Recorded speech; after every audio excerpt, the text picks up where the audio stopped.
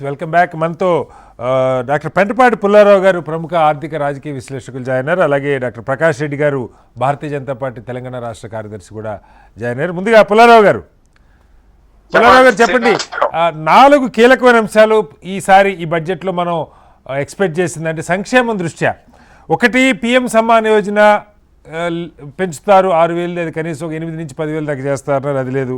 మన్రేగాకి సంబంధించి పని దినాలు పెంచుతారు, ఎందుకంటే గ్రామీణ ప్రాంతాల్లో ఉపాధి కోల్పోయినారు, పట్టణ ప్రాంతాల్లో ఉపాధి లేదు, అది కనీసం ఒక 100 నుంచి 150 డేస్కి ఏమైనా పెంచుతారేమో, ఆ రక ప్రజలకి డబ్బులు వెళ్తాయి అనుకున్నారు, దాన్ని టచ్ చేయాల. ఐటీ ఉద్యోగులకు సంబంధించి కొంత ఏదైనా రాయితీలు ఇస్తారనుకున్నారు, పన్ను క్యాప్ పెంచుతారు అనుకున్నారు, దాన్ని టచ్ చేయలేదు. అలాగే క్యాష్ ట్రాన్స్ఫర్ గురించి కూడా చాలామంది, సాక్షాత్ మన్మోహన్ సింగ్ లాంటి వాళ్ళు కూడా మాట్లాడింది, కొంత నగదు బదిలీ ప్రత్యక్షంగా జరగాలి, ఏ రూపంలో మినిమం ఇన్కమ్ గ్యారంటీ లాంటిది కొంతకాలం, ఇంకొక 6 నెలలు సంవత్సరం అవసరం పడవచ్చు అన్నారు, దాని గురించి కూడా ప్రస్తావన లేదు. బట్ అప్పు మాత్రం దాదాపు 12 లక్షల కోట్లు అప్పు చేయబోతా ఉన్నారు ఈ బడ్జెట్లో, ఎలా చూడాలి? ఒకటి ముఖ్యంగా నేను చూసేది ఏంటంటే, మన దేశం ఒక పేద దేశం, అది మనం అందరం మర్చిపోతున్నాం. ఎందుకంటే ఒక 30 కోట్లు 40 కోట్లు అప్పర్ మిడిల్ క్లాస్ అనుకోండి, మిడిల్ క్లాస్ అనుకోండి, కార్లు ఉన్న వాళ్ళు, స్కూటర్లు ఉన్న వాళ్ళు కొంచెం కంఫర్టబుల్ గా ఉన్నారు కాబట్టి, ఎడ్యుకేషన్ ఉన్నారు కాబట్టి, మన మీద పెద్ద సొసైటీ ఎటువంటి కాదు, వెరీ పూర్ కంట్రీ. చాలా అవసరాలు స్టేట్ గవర్నమెంట్స్, సెంట్రల్ గవర్నమెంట్స్ ఖర్చు పెడుతుంది. అది తగ్గించే స్కీమ్స్ కాదు, వెల్ఫేర్ స్కీమ్స్. చాలా రియాక్షన్ వస్తుంది. ఇవాళ మీకు బాగా తెలుసు, 10 కోట్లు టన్నుల ధాన్యం గోడంలో అంటే మళ్ళీ ఇంకో 5 కోట్లు కొనాలి, కొనకపోతే రైతులు మనం కొనలేదంట. సో మనకున్న ప్రాబ్లమ్స్ అలాగుండగా ఈవేళ నేను చూసింది, ఆనందపడింది, ముఖ్యమైన విషయం 35,000 కోట్ల రూపాయలు వ్యాక్సినేషన్ కి శాంక్షన్ చేస్తారంటే చాలా మందికి ఫ్రీ వ్యాక్సిన్ అందుతుంది. దీంట్లో బ్యూరోక్రాటిక్ స్ట్రగుల్ లేకుండా చేశారు కాబట్టి 2-3 రోజులు బట్టి నేను అదే ఆలోచించుకుంటా ఉన్నాను, చెప్పాను కూడా. వ్యాక్సినేషన్ భారతీయులకు ఫ్రీగా ఇస్తారా ఇవ్వరా? ఒక 3-4 నెలల క్రితం జ్ఞాపకం ఉండి ఉంటుంది. భారతీయులకి అందరికీ ఫ్రీ ఎక్కడ లేదు సార్, అది 35,000 కోట్లు కేవలం 17 కోట్ల మందికి వ్యాక్సిన్ వేయడానికి సరిపోతుంది. ఆ ఫ్రంట్ లైన్ ప్రభుత్వం ఆల్రెడీ హామీ ఇచ్చింది 30 కోట్ల మందికి అని, ఇప్పుడు చూస్తే అది 17 కోట్ల మందికే సరిపోద్ది. చాలా చాలా చేశారు, ఇంకా ఎక్కువ శాంక్షన్ చేస్తారు. 15 కోట్లకి చేసిన ఆనందపడతారు. ఈ 16 రోజుల్లో 1 కోటి మందికి కూడా చేయలేదు, 35 లక్షల మందికి 20 లక్షల 30 లక్షల 40 లక్షలకి చేశారు. ఒక గుడ్ స్ట్రెయిన్ స్పీడ్ లో వెళ్తుంది వ్యాక్సినేషన్. విశేషం ఏంటంటే, భారతదేశంలో వాళ్ళకున్న స్టాక్ ఆల్రెడీ 5 కోట్లు 10 కోట్ల వ్యాక్సిన్స్ ఉన్నాయి, స్టాక్ లో ఉన్నాయి అంటున్నారు కంపెనీస్. ప్రొడక్షన్ కెపాసిటీ 5 కోట్లు, ప్రొడక్షన్ కెపాసిటీ ఇంకా ఎక్కువ అంటున్నారు. అందువల్ల మీరు అంతా స్టడీ చేసి, ఏ ఎకానమిస్ట్ అయినా కరోనా వైరస్ ని కంట్రోల్ చేస్తే ఆర్థిక వ్యవస్థ పైకి వెళ్తాయి. ఈ 10 నెలల్లో వచ్చింది, ట్యాక్సెస్ పడిపోయినాయి, మీకు అన్ని తెలుసు, కోట్ల మంది ఉద్యోగాలు పోయినాయి, తారుమారైపోయింది మనకి. అందువల్ల నేను సింపుల్ గా వ్యూ చేసేది ఏంటంటే, మీరు అన్నారు 15 కోట్ల మంది, ఎవరో 20 కోట్ల మంది అన్నారు. సరే, నాకు 1000 రూపాయలు వ్యాక్సిన్ ఇస్తే నేను వేసుకోగలను, మీరు వేసుకుంటారు, చాలా మంది ఉన్నారు, వెంటనే వేసుకుంటాం. కానీ ఇంకా స్కీమ్ రోల్ అవుట్ తొందరగా చేస్తే మంచిది. చాలా విశేషం. నేను మోడీ గారు పద్ధతి చూసింది ఏంటంటే, ఇలాంటి వాటిల్లో కొద్దిగా ఆయన సరిగ్గా చేయట్లేదని ఫీల్ అవుతున్నాను. మీరు 2019 జనవరిలోనే రైతులకు ఇవ్వడం మొదలుపెట్టారు, కేసీఆర్ ఇచ్చాక మొదలుపెట్టాక. ఇలాంటి వాటిల్లో ఆయన చాలా టైట్ ఫిస్ట్. ఇన్ఫ్రాస్ట్రక్చర్ మీద విపరీతంగా ఖర్చు పెడుతున్నారు. ఒక పెద్ద సామెత ఏంటి, ఇన్ఫ్రాస్ట్రక్చర్ మీద ఖర్చు పెట్టండి అని FICCI వీళ్ళందరూ వ్యవసాయ ఇండస్ట్రీ మనుషులు అంటారు. 7 సంవత్సరాల బట్టి ఖర్చు పెట్టారు. ఏం సాల్వ్ అవుతుంది భారతదేశానికి? ఏమి సాల్వ్ అవ్వలేదు. ఈ సంవత్సరం కూడా మళ్ళీ 3-4 లక్షలు ఖర్చు పెడుతున్నారు రోడ్స్ మీద, డబులింగ్ ఆఫ్ రోడ్స్. కారులు లేవు రోడ్ల మీద, కామర్స్ లేదు, అనవసరం చోట ఖర్చు పెడుతున్నారు, వేస్ట్ చేస్తున్నారు. అంటే బిజినెస్ అండ్ ఇండస్ట్రీ, సిమెంట్ అమ్ముకోవచ్చు, ఇనుమ అమ్ముకోవచ్చు, మా ప్రాఫిట్స్, మా balance sheets, construction, big vehicles, 8 tyre vehicles, 12 tyre vehicles పనిచేస్తున్నాయని వాళ్ళు అంటున్నారు. అందువల్ల మోడీ గారు ఇవాళ చేసింది ఏంటంటే, ఆ వ్యాక్సినేషన్ అది చేయాలని నేను అనుకున్నాను. ఫ్రాంక్ గా చెప్తున్నాను మీకు, అది చేయరు. ఆ కామన్ సెన్స్ మాత్రం ఈసారి వాడారు, చేశారు. 35,000 కోట్లు చాలా పోతే ఎక్కువ చేస్తారు. అలాగే ఆ బెంగాల్, తమిళనాడు, కేరళ, ఆసాంకి కొన్ని లక్షల కోట్లు ఏదో రోజుకి ఇచ్చారు. ఎలక్షన్లు ఉన్నాయని అంటారు, మన ప్రజాస్వామ్యంలో తప్పట్లేదు. ఎక్కడ ఎలక్షన్ ఉంటే అక్కడ డబ్బులు పంప్ చేయటం. అందువల్ల బడ్జెట్ లో నేను చూసేది ఏంటంటే మీరు అన్ని పాయింట్స్ చెప్పేది వ్యాలిడ్ అవ్వచ్చు, ఉమ్, కానీ పోర్ కంట్రీ సాల్వ్ చేయలేదు. ఎన్నో 250 స్కీమ్స్ ఫండ్ చేయాలి సెంట్రల్ గవర్నమెంట్, ఉమ్, ఏది ఇవ్వకపోయినా ఏదో కాలిపోతుంది అంటున్నారు. అందువల్ల మనకి వ్యాక్సినేషన్ అయినా ప్రభుత్వం సరిగా చేస్తే మీరన్నా 15 కోట్ల మందికైనా చేస్తారా? చేయగలరా? రోజు 3 లక్షల మంది 2 లక్షల మందికి చేస్తున్నారు. సో అందువల్ల మనం ఆనందపడవలసింది ఒక సెన్సిబుల్ నిర్ణయం తీసుకున్నారు. నెవర్ బిఫోర్ బడ్జెట్ అని సీతారామన్ గారు అంటే never before budget. Last year 3 గంటలు మాట్లాడారు, ఈసారి 1:51 మాట్లాడారు, అందరూ వెళ్ళి పెట్టారు. సో అందువల్ల ఉన్నది ఇచ్చిందికి ఆనందపడదాం. గవర్నమెంట్ కొంతవరకు చేయగలదు. అన్నిటికంటే ముఖ్యం శ్రీనివాస్ గారు, చైనా మీద పాకిస్తాన్ మీద 7,000 కిలోమీటర్ల మీద ప్రపంచంలో ఏ దేశంలో డిఫెన్స్ రిక్వైర్మెంట్స్ లేవు, మనకు ఉన్నాయి. ఖచ్చితంగా అది మనం యాక్సెప్ట్ చేయాల్సిందే. అంత అన్ప్రొడక్టివ్ ఎక్స్పెండిచర్ కదా, ఏం చేయాలి? సో గవర్నమెంట్ లిమిట్స్ లో ఇది ఇంకెవరుండినా మన్మోహన్ సింగ్ ఉండినా ఇవాళ చేసేది ఏం లేదు. కొద్దిగా కేర్ఫుల్ గా కొన్ని ఆలోచిద్దాం. ఎయిర్ ఇండియాను అమ్మేస్తానని మాత్రం మన్మోహన్ సింగ్ చేయలేదు, ఈ గవర్నమెంట్ చేయబోతుంది.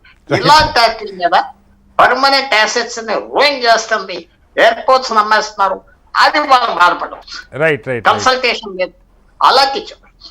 ఓకే రైట్, మళ్ళీ వస్తాను మీ దగ్గరికి పుల్లారావు గారు. ప్రకాష్ రెడ్డి గారు చెప్పండి. అంటే ఈ బడ్జెట్లో మనం చాలా అందరూ ఎక్స్పెక్ట్ చేసిందే, అప్పు ఖచ్చితంగా పెరిగి తీరుతుంది, ఎందుకంటే ప్రభుత్వం దగ్గర ఆదాయం లేదు, ఇంటర్నేషనల్ రేటింగ్స్ గురించి కూడా పెద్ద పట్టించుకోపోయినా పర్లేదు, మన ఎకనామిక్ పాలసీ మనకు ఉండాలి, ఇవన్నీ కూడా మాట్లాడుకున్నాం.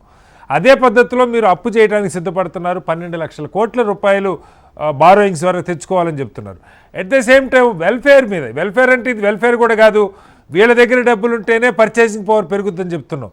ఆ పథకాలు ఏవి కూడా రైతు సమ్మాన్ కావచ్చు, మన్రేగా కావచ్చు, మళ్ళీ మిమ్మల్ని అడుగుతున్నాను, క్యాష్ ట్రాన్స్ఫర్ కావచ్చు, ఆదాయ పన్ను రాయితీలు కావచ్చు, ఇవేవి కూడా ఈ బడ్జెట్లో ప్రస్తావించబడలేదు. ఎలా చూడాలి? సరే, రాష్ట్రాలు కూడా వదిలేద్దాం రాజకీయం, ఇప్పుడే వైకాపా మాట్లాడారు, కాసేపు తెలంగాణ నాయకులు కూడా మాట్లాడతారు. ఆ 4 రాష్ట్రాల బడ్జెట్ అనేది పక్కకు పెడితే ఓవరాల్ అంశాల్లో కూడా వీటికి కాస్త కేటాయింపులు పెంచుతారని ఎక్స్పెక్ట్ చేశారు, అవి జరగలేదు. ఎలా చూడాలి సార్? ఇప్పుడు మీరు మన్రేగా నిధుల గురించి మాత్రమే మీరు మాట్లాడుతున్నారు, కానీ ప్రొడక్టివ్ అంటే నాన్ ప్రొడక్టివ్ వాటి విషయంలో కూడా మీరు నగదు బదిలీ జరిగితే కొంతవరకు కొనుగోలు శక్తి పెరుగుతుంది అంటున్నారు. బట్ అదే సందర్భంగా ఎంఎస్ఎంఈల ద్వారా కానీ ఉపాధి అవకాశాలు పెంచడం వల్ల, ఉద్యోగ అవకాశాలు పెంచడం వల్ల, ఉత్పత్తి రంగంలో కూడా వాళ్ళ ఈ డబ్బుల యొక్క ప్రాధాన్యతను పెంచడం వల్ల ఉద్యోగ ఉపాధి అవకాశాలతోటి కూడా ఎంతో కొంత ప్రొడక్టివిటీ తోటి కూడా వాళ్ళ కొనుగోలు శక్తి పెరుగుతుంది సార్. మన్రేగా ఇప్పటి వరకు నాకు తెలిసినంత వరకు మా ప్రధానమంత్రి గారు మోడీ గారు చాలాసార్లు గడ్డే కోదినేక అనేటువంటి పదం పార్లమెంట్లో ఉపయోగించాడు సార్. అన్ప్రొడక్టివ్, నాన్ ప్రొడక్టివ్, దేశంలో లక్షల కోట్ల రూపాయలు నాన్ ప్రొడక్టివ్గా ఖర్చు పెడదామా, లేదా ఉత్పత్తి రంగంలో నాన్ ప్రొడక్టివ్ గా ఖర్చు పెట్టమని ఎవరు చెప్పలేదు సార్. వ్యవసాయానికి అనుసంధానం చేయమని చెప్తున్నారు, గ్రామాల్లో చెరువులు పూడితే ఇవన్నీ మీరు నాన్ ప్రొడక్టివ్ అంటే ఎట్లా సార్? ఇప్పుడు నేను అక్కడికే వస్తున్నాను సార్. వ్యవసాయ పుడిక తీయడానికి అది ఎకనామిక్ గా వయబుల్లా కాదా, ఇవన్నీ కూడా చర్చలు ఉన్నాయి.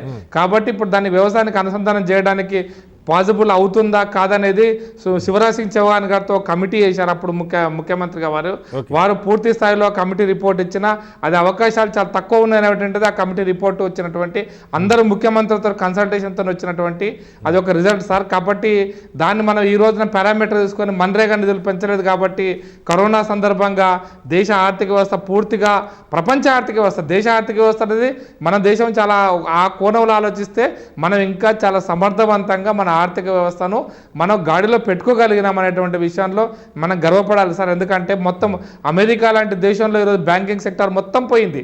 అమెరికాలో బ్యాంకింగ్ సెక్టర్ అసలు పనిచేయడం లేదు, అమెరికాలో విమానయాన రంగం పనిచేయటం లేదు, అమెరికాలో సర్వీస్ రంగం పనిచేయటం లేదు.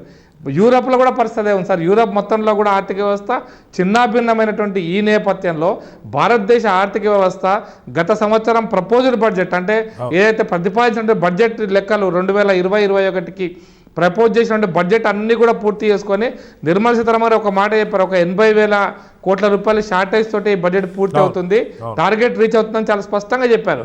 కాబట్టి టార్గెట్ అంటే మొత్తం కరోనా 10 నెలలు గడిచిన తర్వాత కూడా టార్గెట్ను రీచ్ కావడం అనేటువంటిది ఒక రకంగా భారతదేశ ఆర్థిక వ్యవస్థను సమర్థవంతంగా నిర్వహించినట్టే నేను నమ్ముతాను సార్. నేను ఆ అభిప్రాయంతోనే ఉన్నాను సార్. అయితే ఎట్ ది సేమ్ టైం మీరు చెప్పారు ఇంతకుముందు 17 కోట్ల మందికి అని.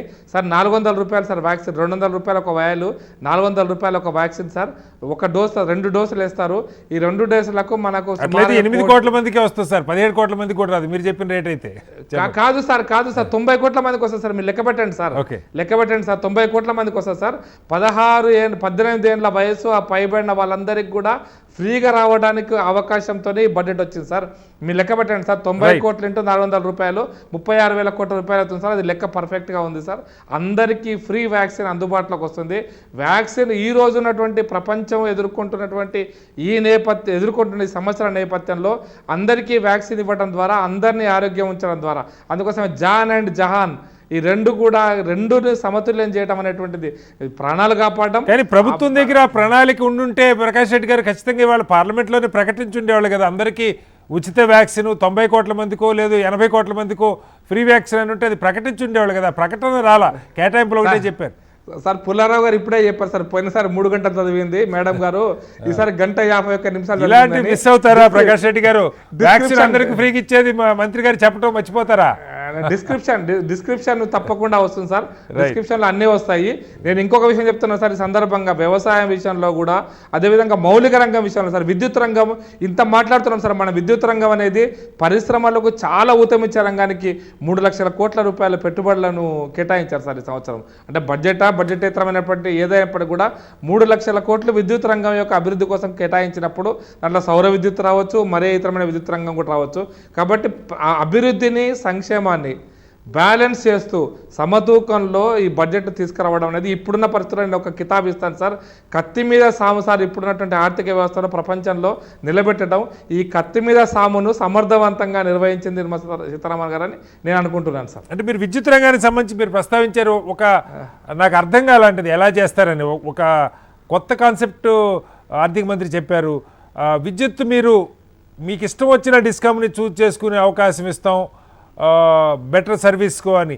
ఎలా సాధ్యం అవుతుంది సార్ అది? నాకు అంటే మన ఏరియా ఒక డిస్కమ్ కింద ఉంటుంది, మన ఇంకో డిస్కమ్ కింద కంటే లైనింగ్ ఇదంతా ఎక్కడి నుంచి వస్తుంది, లేదు ఇదేదైనా కొంత ప్రైవేట్ డిస్కమ్లు రావడానికి మార్గమా? అంటే నాకు క్లారిటీ సార్. మీకు ఒక్కటే విషయం sir, transmission losses, commercial losses భారతదేశంలో ప్రపంచమైనటువంటి పారామీటర్స్ కంటే చాలా ఎక్కువ ఉన్నాయి సార్. అవి ఎందుకు ఉన్నాయనేటువంటి దానివల్ల విద్యుత్ రంగం, ఒక మోడీ గారు ఒక మాట చెప్పారు సార్, మనం 15 నుంచి 20% యొక్క విద్యుత్ కమర్షియల్ లాసెస్ను మనం తగ్గించుకోవడమా లేదా 20% ఉత్పత్తి పెంచుకోవడమా అని ప్రశ్నించినప్పుడు ఖచ్చితంగా మనం తగ్గించుకోవడానికే ప్రాధాన్యత ఇవ్వాలి కమర్షియల్ లాసెస్ అనేది. డిస్కమ్లో పోటీ ఉన్న డిస్కమ్లో పోటీ తేపోతున్నారా లేకపోతే ప్రైవేట్ డిస్కమ్లు రాబోతున్నాయి? అది క్లారిటీ రాలేదు. డిస్కమ్లో అది ఇంకా క్లారిటీ రావాలి సార్. డిస్కమ్లు ఏవైనప్పుడు కూడా కమర్షియల్ లాసెస్ తగ్గించాల్సిన బాధ్యత, ఉత్పత్తి చేయడం కంటే తగ్గించడం వల్ల సహజ సంపద మిగులుతుంది, మనకు నష్టాలు కూడా తగ్గుతాయి సార్. దీనివల్ల విద్యుత్ రంగం మరింత సమర్థవంతంగా పనిచేయగలుగుతుంది.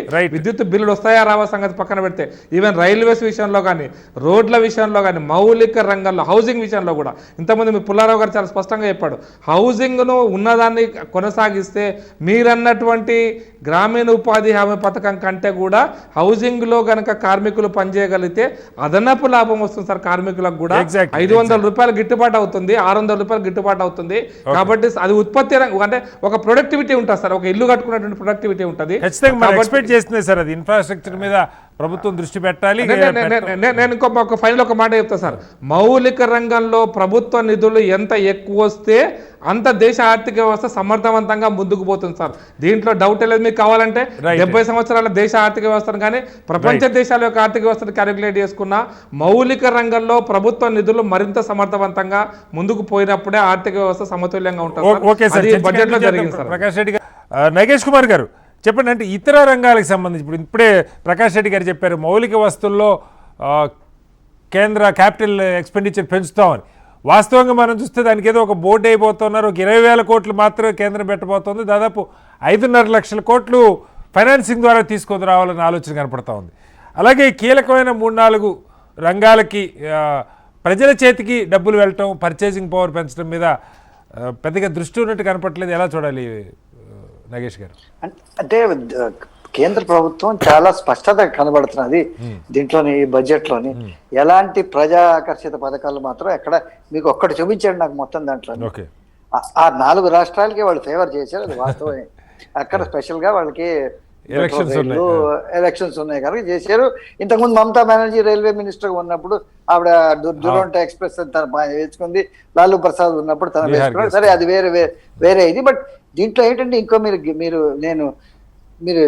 కీన్ గా వినుంటే బడ్జెట్ లో ఏమన్నదంటే రాష్ట్ర ప్రభుత్వాలకు కూడా బడ్జెట్ తన ఖర్చు క్యాపిటల్ మీద పెంచుకోమని చెప్పింది. సో దీంట్లో ఎలాంటి ససమిషన్లు లేవు. ఏంటంటే మీరు ప్రజా ఆకర్షణ పథకాల మీద మీరు ఖర్చు పెట్టకండి. అందుకే దీంట్లో ఆవిడ రిపీటెడ్లీ ఏమిటంటే ఆవిడ పదం ఇది యాసెట్స్ అన్నింటినీ అమ్ముకోవాలని చెప్పారు. సో ఇప్పుడు ఎయిర్ ఇండియా ఉంది, ఎయిర్ ఇండియాను అమ్మకం తప్పదు. అంటే మన ఏదో రొమాంటిక్ మూడ్ లో ఉండి ఏది public sector will take us to the commanding heights of economy అని నెహ్రూ 60 ఏళ్ల కింద చెప్పింది. మనం ఇప్పుడు కూడా అది ఫాలో అయితే ఆ ఎయిర్ ఇండియా మునిగిపోతుంది. ఎయిర్ ఇండియాతో ఉన్న ఎంప్లాయీస్ అందరూ మునిగిపోతారు. మనం పాకిస్తాన్ లో జరుగుతున్నట్టుగా. రెండోది ఏమిటంటే ఇదే ఒకవేళ మీరు ఏమంటారు ఈ పనికి ఆహార పథకం, ఈ పనికి ఆహార పథకం మీద గవర్నమెంట్ ఆఫ్ ఇండియా ఒక పాలసీ డెసిషన్ తీసుకుంది. ఏంటంటే ఇది అవసరం లేదనేది. ఇప్పుడు మీరు అదే చూస్తే దానికి ఎంఎస్ఎంఈ సెక్టర్ మీద 15,700 కోట్లు కేటాయించింది. దీనికి ఏంటంటే 1 కోటి మంది ఉద్యోగాలు వస్తాయి. 1 కోటి మంది అంటే 1 కోటి ఇంటూ 4, ఒక ఫ్యామిలీకి 4 అంటే 4 కోట్ల మందికి ఉద్యోగాలు ఇస్తాయి. సో చాలా క్లారిటీలో ఉన్నారు క్యాపిటల్ మీద స్పెండ్ చేయాలని. దాని తర్వాత రెండోది మన రాష్ట్రానికి వచ్చేసరికి ఏది ఆంధ్ర కానీ తెలంగాణ కానీ శ్రీనివాసరావు గారు ఇంతకు ముందు మా ఎక్స్పీరియన్స్ ఏంటంటే ఒక బడ్జెట్ ముందు ముఖ్యమంత్రి అన్ని పార్టీలు వాళ్ళని సమావేశం జూబ్లీ హాల్లో చేసి వాళ్ళకి ఒక డీటెయిల్డ్ నోట్ ఇచ్చి మన రాష్ట్ర సమస్యలు ఏమిటి, ఏ పార్టీతో సంబంధం లేదు, అన్ని పార్టీ వాళ్ళని కూర్చోపెట్టి మీరు ఈ ఇష్యూస్ రేజ్ చేయాలి, అక్కడ మీరు లాబింగ్ చేయాలి అనేది. ఇప్పుడు ఎక్కడుంది అసలు? ఒక పార్టీ వాళ్ళు ఇంకో పార్టీతో మాట్లాడుకునే పరిస్థితి. ఇప్పుడు ఆంధ్రప్రదేశ్ ఈ స్టక్ ఆన్ 2-3 ఇష్యూస్. ఒకటి ఏంటంటే క్యాపిటల్ ఇష్యూ, అయితే 3 రాష్ట్రాలు, దాని తర్వాత స్టేట్ రాజధానులు, ఇప్పుడు పంచాయతీ ఎలక్షన్లు, పోలవరం పంచాయతీ ఎలక్షన్. అసలు ఇంక వేరేది ఏదైనా నేను ఏదైనా మిస్ అవుతున్నానని నాకు తెలియదు, కానీ హైదరాబాద్ లో ఉండి నాకు వేరే మాత్రం ఏవో కనబట్టలేదు. దాని తర్వాత ఏమిటంటే వెల్ఫేర్ స్కీమ్స్ వినబడుతున్నాయి. సో వీళ్ళు ఒక లిస్ట్ తయారు చేసేసుకుని ఈ రాలేదంటే ఈ ఏటనర్థంలో మీరు ఎన్ని తీసుకొచ్చారు బడ్జెట్ అవతల అన్ని బడ్జెట్ కి సంబంధించి కూడా ఉంటాయి సార్. మీరు చెప్పింది కరెక్ట్. అసలు ఎంపీ ఉద్యోగం ఏంటండి, మెంబర్ ఆఫ్ పార్లమెంట్ ఉద్యోగం ఏమిటండి? పార్లమెంట్ లో ఇష్యూస్ రేజ్ చేస్తారు. ఒక క్వశ్చన్ వేస్తే ఇంతకుముందు ఎట్లా ఉండేది, పార్లమెంట్ లో ఒక క్వశ్చన్ వస్తే ఆ కన్సర్న్ డిపార్ట్మెంట్ గడగడలాడిపోయి తనకి ఏదో ఒక పాజిటివ్ సమాధానం ఇచ్చేది. ఇప్పుడు అసలు క్వశ్చన్ వేయరు, తన సమాధానం రాదు. పార్లమెంట్ సెషన్ లేనప్పుడు వీళ్ళు అక్కడ డిపార్ట్మెంట్ లో వెళ్ళి తన కాంట్రాక్ట్లు, తన ప్రాజెక్టులు, ఎందుకంటే అందరూ కాంట్రాక్టర్స్, అందరూ ఏది బిల్డర్స్ తయారైనప్పుడు అవకాశం తక్కువ ఉంటుంది. బడ్జెట్ వచ్చినప్పుడేమో చూడండి అంటారు, చూడండి ఇది పాత సీసాలో కొత్త సారా ఒక స్టాండర్డ్ ఇది ఉంది కదా, మళ్ళీ అదే చెప్తారు ఇది. సో ఇదేమిటంటే ఇట్లా కాదు. స్టేట్ గవర్నమెంట్ కి ఒక బాధ్యత ఉంది సెంట్రల్ గవర్నమెంట్ ని కన్విన్స్ చేయడానికి.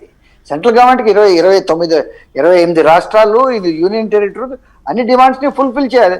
ప్లస్ వాళ్ళకి పొలిటికల్ కన్వీనియన్స్ ఉంటాయి. కేరళ, తమిళనాడు, వెస్ట్ బెంగాల్, అస్సాంలో చూసినట్టుగా మనకి ఏమిటంటే ఉండాలి, మనం చూడాలి. ఫర్ ఎగ్జాంపుల్ ఈ రైల్వేది ఏం చేయగలిచామండి మనం? ఒక కొత్త జోన్ క్రియేట్ చేసేసి మనం విశాఖపట్నం, ఏపీ గురించి ఏమి లేవండి. ఇప్పుడే ఆయన తులసిరెడ్డి గారు కూడా చెప్పారు, ఆ జోను లేదు, కేటగిరీ స్టేటస్ లేదు, రెవెన్యూ డెఫిసిట్ కూడా కాదు. శ్రీనివాసరావు గారు, సెంటర్ ఏమిటండి మనకి? ఏంటి వాళ్ళకి ఒకటే రాష్ట్రం ఉందా? మనకి చిన్న రాష్ట్రం గుర్తుంచుకోండి. వాళ్ళ కాన్సన్ట్రేషన్ ఎప్పుడు ఉత్తరప్రదేశ్ మీద, మహారాష్ట్ర మీద, వెస్ట్ బెంగాల్ మీద, తమిళనాడు మీద.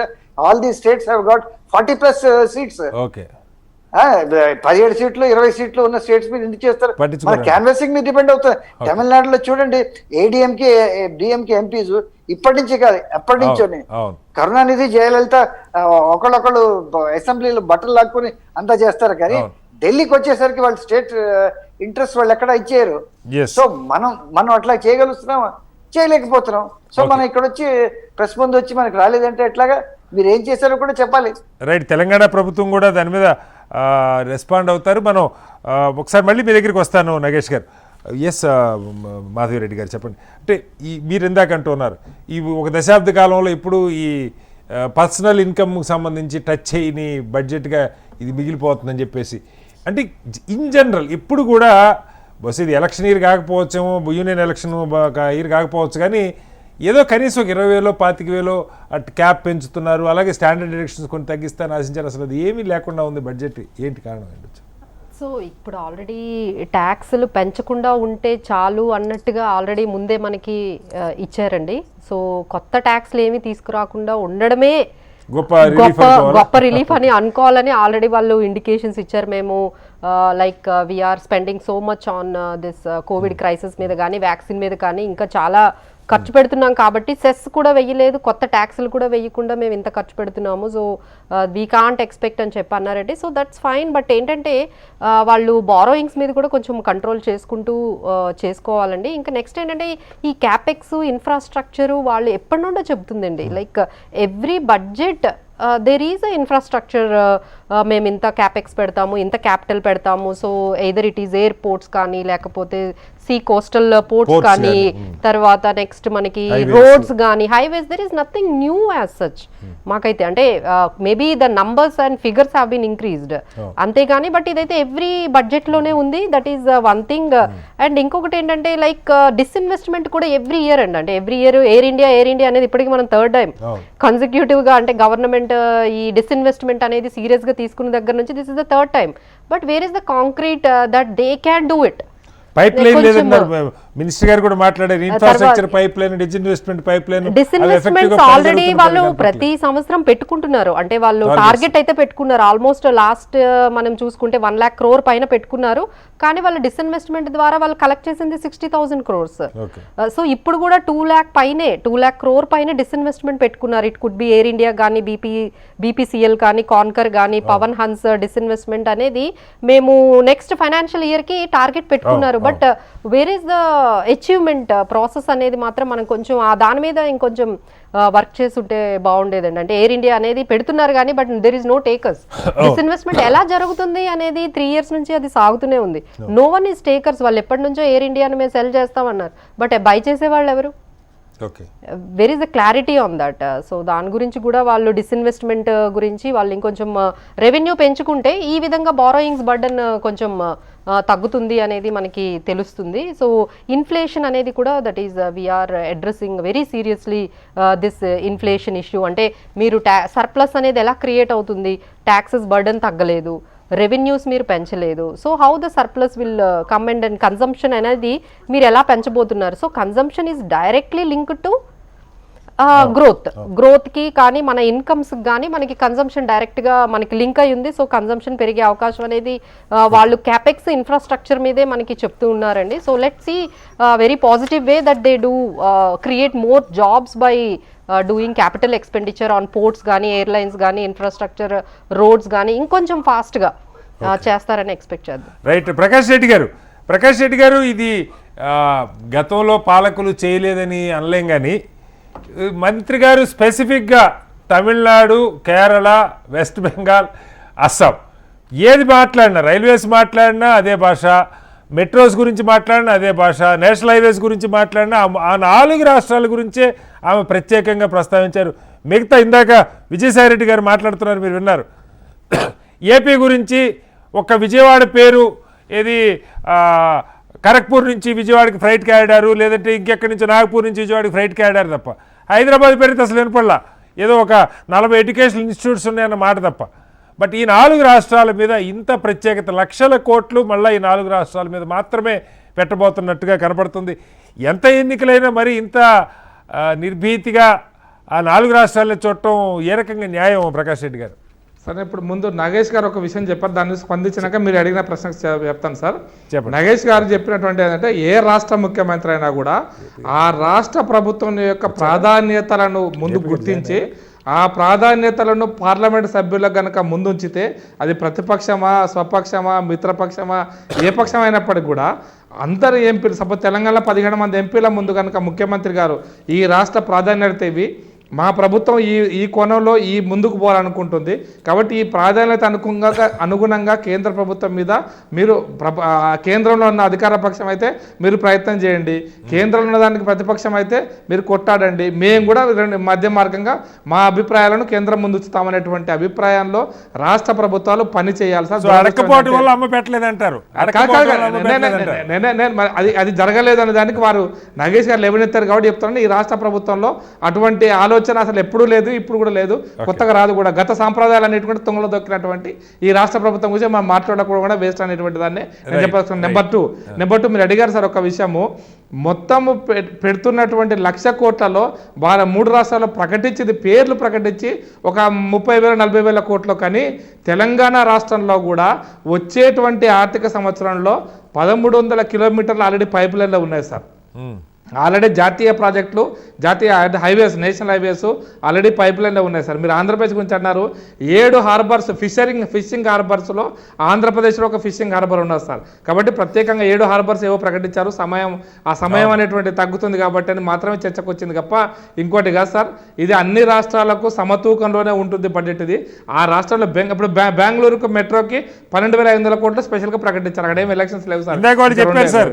ఎలక్షన్ రాష్ట్రాలు మీకు అనుకూలమైన రాష్ట్రాలు అనుకోండి, లేదా మహారాష్ట్ర,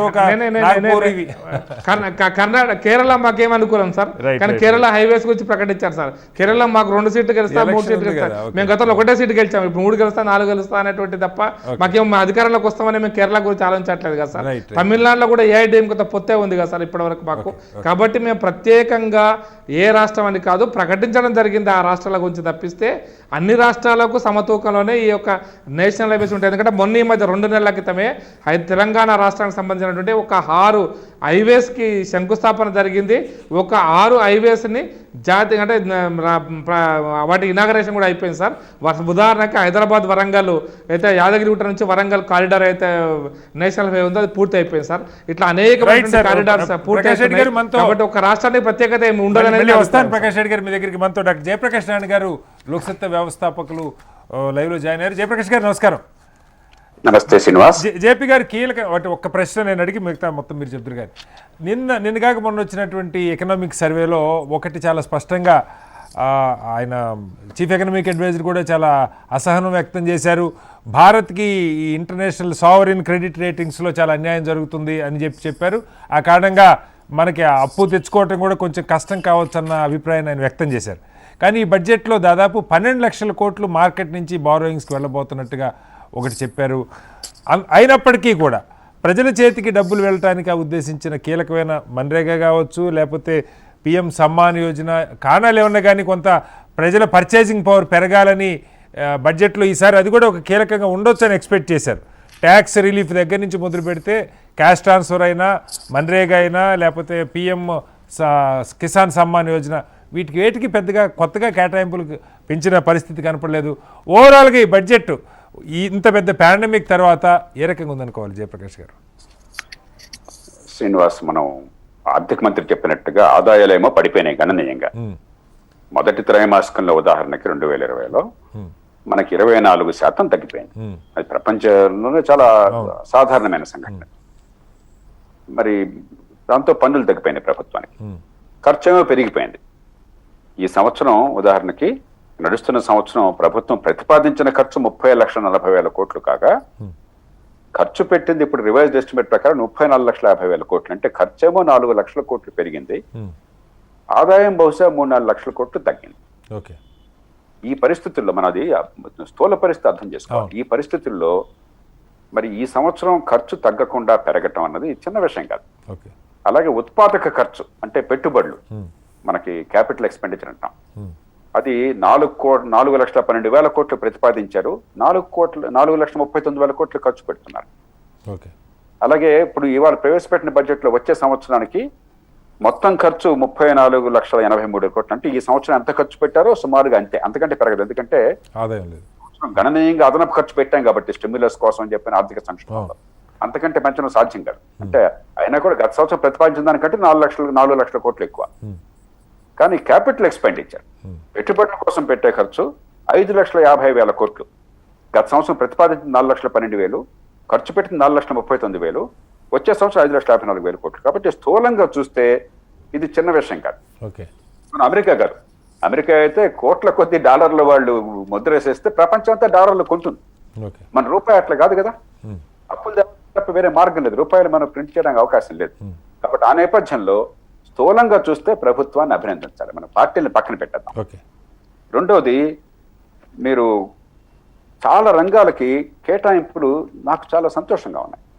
ఇంకా కొన్ని రంగాల్లో ఉదాహరణకి ఎంప్లాయ్మెంట్ గ్యారంటీ యాక్ట్ వగైరా వాటికి కావాలంటే కొంచెం పెంచవచ్చు. ఇప్పటికీ గణనీయంగా పెంచారు. గత సంవత్సరం చాలా, ఇప్పుడు ఈ నడుస్తున్న సంవత్సరం చాలా పెంచారు. కాబట్టి డిమాండ్ కూడా పెరిగింది సార్, మన్రేగాకి దాదాపు 53% డిమాండ్ పెరిగింది లాస్ట్ ఇయర్ అని చెప్తున్నారు జేపీ గారు. కరెక్ట్. ఎందుకంటే ఇప్పుడు కోట్ల మంది గ్రామాలకు వలసపోయారు కాబట్టి 10,000 కోట్లు పెంచాల్సి వచ్చింది.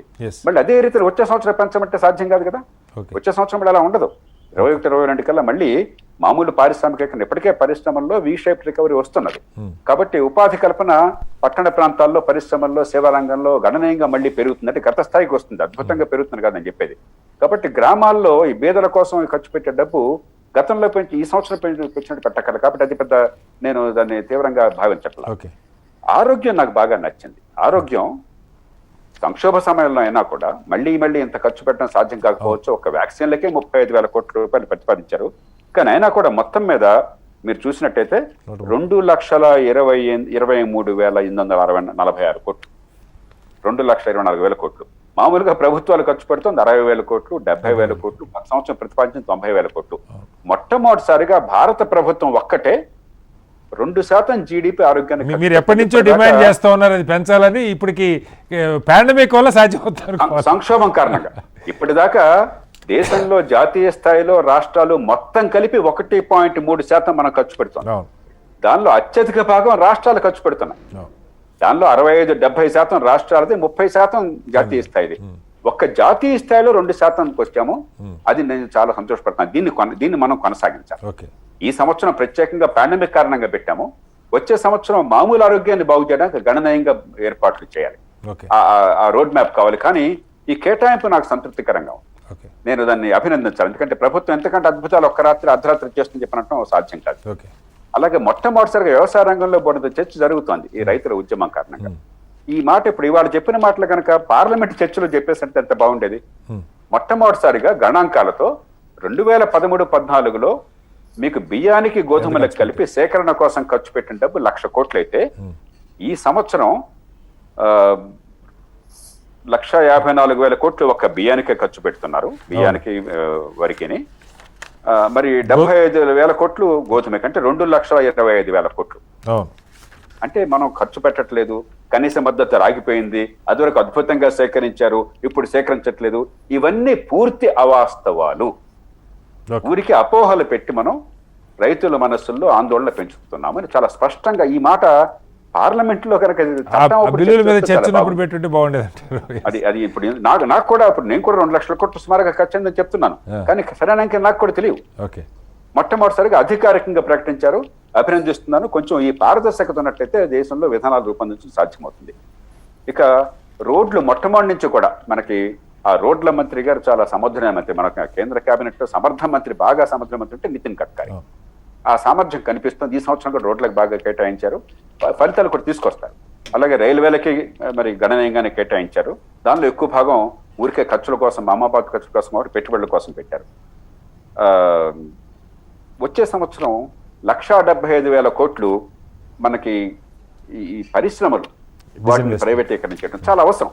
పన్నులు మనకి వాటా తగ్గినప్పుడు, ఖర్చు పెరిగినప్పుడు దేశ అభివృద్ధి జరగాలంటే జడత్వంగా ఎన్నో సంవత్సరాలుగా మనం చెప్తున్నాం. ఎయిర్ ఇండియా ఉంది, ఏడాదికి 8,000 కోట్ల రూపాయలు అప్పులు పెరుగుతున్నాయి ఈ దేశం మీద. బ్యాంకులు ఉన్న ఈ బడ్జెట్ లో కూడా గత సంవత్సరం 80,000 కోట్ల రూపాయలు బ్యాంకులకి క్యాపిటలైజేషన్ కోసం కేటాయించారు, ప్రభుత్వం సొంతదారు కాబట్టి.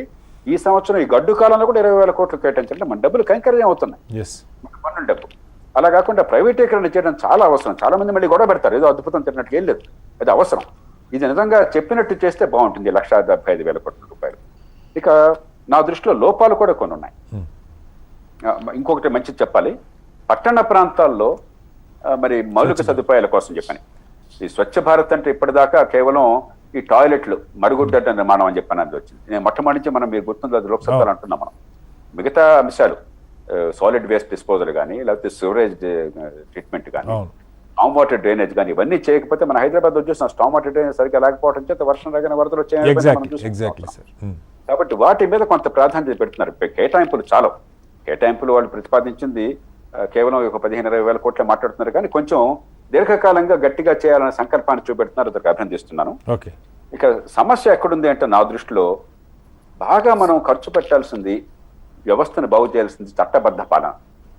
3,50,00,000 కేసులు కోర్టుల్లో అపరిక్షితంగా ఉన్నాయి. ఓకే.